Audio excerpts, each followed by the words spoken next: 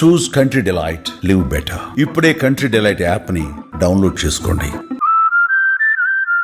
First trailer, before trailer, after trailer అనేటువంటిది ఒక ఇది ఏర్పడింది. ఎలా చెప్తారు, ఎలా ఉంది ఆ response? Before trailer, after trailer. After trailer చాలా బాగుందండి రెస్పాన్స్.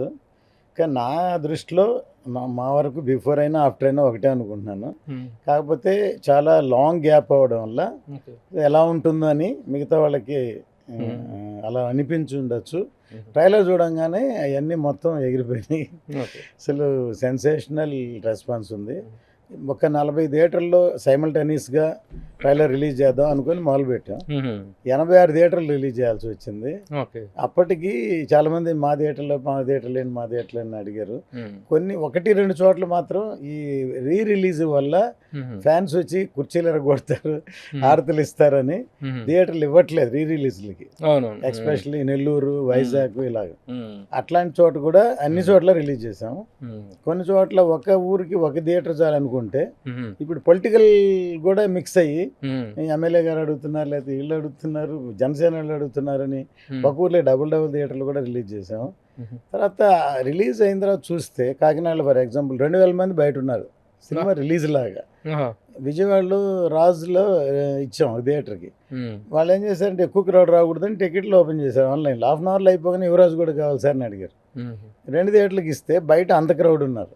సో దీన్ని బయట చూస్తే ఎంత ఎక్స్పెక్టేషన్ ఉందో అనేది సినిమాకి అర్థమైంది. So trailer super duper hit first. అంతకుముందు సాంగ్స్ కూడా 3 సాంగ్స్ రిలీజ్ అయినాయి. సఫర్లో 4వ సాంగ్ రిలీజ్ అయింది. 3 సాంగ్స్ కూడా చాలా మంచి రెస్పాన్స్. 4 సాంగ్స్ రిలీజ్ అయినాయి, 4 రెస్పాన్స్ అయినాయి. అంతకుముందు ఫస్ట్ వచ్చి సినిమాకి ఒక మోషన్ పోస్ట్ రిలీజ్ చేసాం, తర్వాత గ్లిమ్స్ రిలీజ్ చేసాం కుస్తీ మీద, తర్వాత ఎలక్షన్ టైంలో ఒక టీజర్ రిలీజ్ చేసాం. ప్రతిదీ బాగుంది. కాకపోతే ఎక్కువ కాలం అయ్యలేక ఎప్పటికప్పుడు బాగుంది అనుకుని తర్వాత మర్చిపోతూ ఉంటారు. కాలం మారేకుంది. ఏ సినిమాకైనా ప్రమోషన్ రిలీజ్ దగ్గరకు వచ్చాక వర్షన్ మొదలుపెట్టి అలా హైప్లో తీసుకెళ్తారు కదా. కానీ ఈ సినిమాకి అలా కాదు. ఎక్కువ టైం అవడం వల్ల వెళుతూ రిలీజ్ చేయాల్సి వస్తుంది, అందువల్ల వెళ్తుంది. ఇప్పుడు ట్రైలర్ పీక్. ఇప్పుడు సార్ మిగతా వివరాల్లోకి వెళ్ళబోయే ముందు అసలు ఫస్ట్ హరిహర వీరమల్లు సబ్జెక్ట్ మీద కూడా కొంత చిన్న ఎవరో నిన్న ఏదో కూడా చెప్పారు, ఏదో తెలంగాణకు సంబంధించిన ఒక వ్యక్తి సాయి ఏదో పేరని చేశారు, ఏదో చెప్పారు. యాక్చువల్లీ ఇది పీరియడ్ ఫిలిమే, యాక్చువల్ పీరియడ్ ఫిలిమా లేకపోతే ఫిక్షనల్ పీరియడ్? యాక్చువల్గా హీరో క్యారెక్టర్ ఫిక్షనల్ అండి.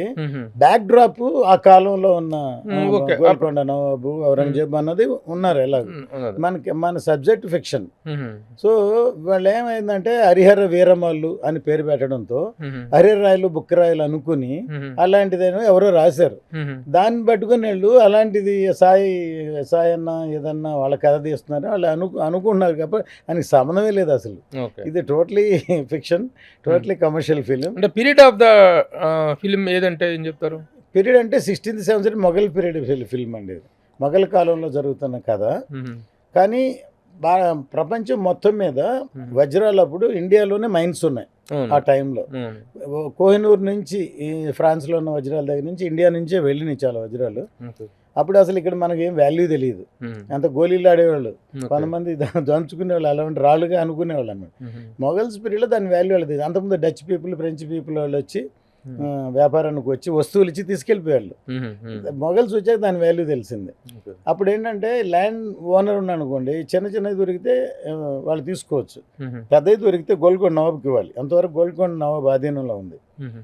దానికంటే పెద్ద దొరికితే చక్రవర్తి, ఢిల్లీ చక్రవర్తి బాద్షాకి, ఔరంగజేబుకి ఇవ్వాలి. అది ఈజ్ ద కష్టం అనమాట. ఇప్పుడు ఇండియాలో 2 పోర్ట్లు ఉన్నాయి, ఒకటి సూరత్లో, ఇంకోటి మచిలీపట్నంలో.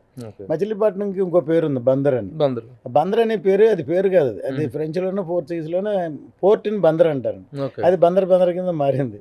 మన ఆంధ్రలో అట్లా పాల్టేర్ అని మారి 3 పేర్లు ఉన్నాయి, విశాఖపట్నం, వాల్తేరు, విజయవాడ ఇట్లా అన్నీ ఉన్నాయన్నమాట. సో హిస్టరీ గుర్తు చేసే సినిమా ఇది. అంటే ఈ హిస్టరీలో ఏవైనా particular incidents, Harihara Veeramallu character వచ్చేసి ఫిక్షనల్ అంటున్నారు, ఏదైనా ఐడెంటిఫైడ్ ఇవి ఉంటాయి? ఔరంగజేబు ప్రస్తావన ఉంది, గోల్కొండ నవాబు ప్రస్తావన ఉంది. ఆ కాలంలో జరుగుతాయి. అవర్ హీరో ఆ క్యారెక్టర్స్ లో ఫిక్షనల్, ఇవి కూడా ఫిక్షనల్ అయినా కాదు కాదు, ఔరంగజేబు క్యారెక్టర్ క్యారెక్టర్ ఉన్నది వాస్తవం, గోల్కొండ ఉన్నది వాస్తవం వాస్తవం, అవి యాస్టీస్ క్యారెక్టర్స్. కానీ ఈ while our character is a fiction, ఈ ట్రావెలింగ్ టు ఢిల్లీ, ఆ కాలమానంలో ఏం జరుగుతున్నాయి ఇండైరెక్ట్ గా మనం చెప్తున్నాం సినిమాలో. దట్ ఈజ్ ఇది. ఇప్పుడు ఔరంగజేబు, గోల్కొండ నవాబు అప్పటి ఇంకా కాంటెంపరీగా ఉన్నటువంటి డైనాసిటీల గురించి ప్రస్తావిస్తున్నప్పుడు ఒక ఫిక్షనల్ క్యారెక్టర్తో దాన్ని ఎలా ఇది చేస్తారు, దాంట్లో కాంట్రడిక్ట్ అవ్వదా?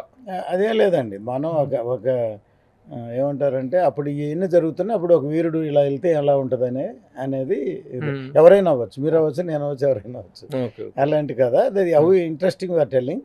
ఇప్పుడు ఏంటంటే ఇంట్రెస్టింగ్గా సినిమా చెబుతూ సినిమా అయిన తర్వాత సార్, ఈ సినిమాలో ఉన్న గొప్ప విశేషం ఏం ఫీల్ అవుతుంది ఏంటంటే, సినిమాని ఎంటర్టైన్మెంట్గా చూడాలి, హీరోయిజంగా చూడాలి, ఈ సినిమా చూసినంతసేపు బాగుంటుంది, బయటకు వచ్చాక ఆలోచింపజేస్తుంది, ఆ రోజుల్లో ఇలా జరిగి ఉంటుందా, ఇలా ఉంటుందా అని కనెక్ట్ అవుతారు జనం ఖచ్చితంగా సినిమా. Okay okay.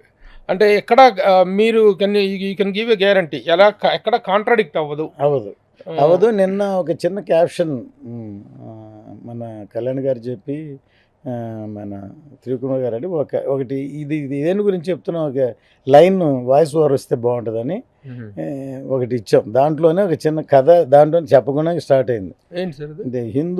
ఒక హిందువుగా బ్రతకడానికి పన్ను కట్టుకున్న కాలం వచ్చింది. అది సినిమాలో ఉంటుందో ఉండదని కాదు, అంటే మనం ఏం చెప్పదలుచుకున్నా ఆ లైన్లో ఉంది. సినిమాలో ఉందా? ఉండదు, అట్లా ఉండదు. సినిమాలో వెళ్ళే వాళ్ళకి జియో ట్యాక్స్ ఉంటుంది అనేది ఉంటుంది, కానీ మనం దాన్ని అండర్లైన్ చేసి చెప్పడం, అంటే ఏ కాలంలో జరుగుతుంది అనేది అండర్లైన్ చేసి చెప్పాం. సో ఆ ఫీల్ అట్లాగే సినిమా కూడా బయటకు వచ్చాక ఒక ఫీల్ క్రియేట్ అవుతుంది. సుమన్ టీవీలో మీ పర్సనల్ అండ్ బిజినెస్ ప్రమోషన్స్ కోసం కింది నెంబర్కి కాంటాక్ట్ చేయండి.